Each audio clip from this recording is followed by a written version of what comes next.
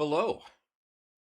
Today is July 24th, 2025, and the patch notes came out for the patch or the uh, server patch they did today. Servers have been down for about 2 hours.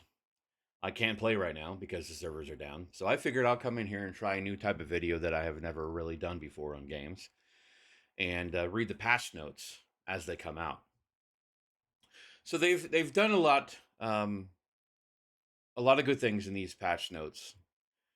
And so, first off, in the deep desert, what they've done is they added more rock islands to the deep desert, primarily in the PVE area. This allows more resources and real estate for base building, so that's really helpful.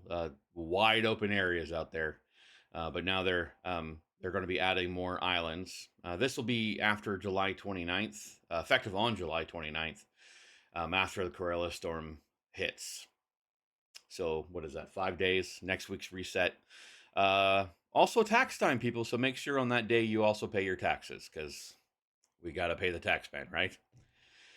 They've also changed that if you do encounter a connection issue while entering, crossing between servers in the deep desert, and you inadvertently leave your ornithopter behind, it will also be teleported with you to the respawn location and appear right alongside you. So that'll be helpful. No chance of losing your ornithopter, right? And Funcom, you guys are really funny. But Ben, if you're watching this, your base power is out. A couple fixes they've done. They've continued to improve server and client stability. So that's really helpful. I know I experienced some rubber banding, some lag type of idea. Biggest issue I've faced so far in the game. And they've also fixed the issue where you could lose connection to a server if you exited the ornithopter after the failed attempt to cross between deep desert partitions. So that's helping a little bit more on that connection loss issues. And my biggest issue with people is people don't use their heads. It's my biggest pet peeve. People are sitting here exploiting the game. So now they've had to fix another exploit where it allowed a player to gain experience using points of interest. They've also fixed the vulnerability that allowed players to duplicate items in social hubs. People, I have about 360 hours in the game right now. I know some people have more, but I have 360 hours in the game.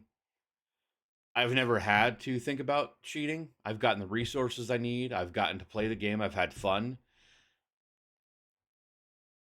I don't understand why people need to ruin the fun of everybody else by exploiting a game.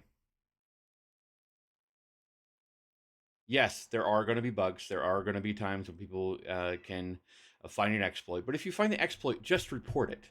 Don't use it.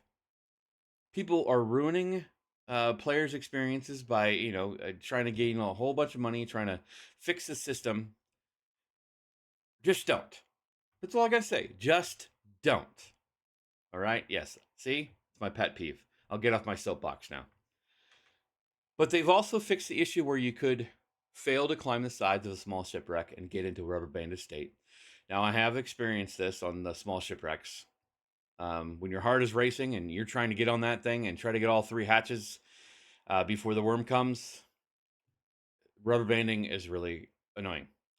So now they've kind of fixed that. So hopefully we don't see that issue move forward and we can rush and get into those hatches quickly and get back into your flight mode and fly away before the worm can eat you. But that is today's patch notes. I figured I'll come in here and try a different video that I've never really done before in playing these games, where I can check out the patch notes.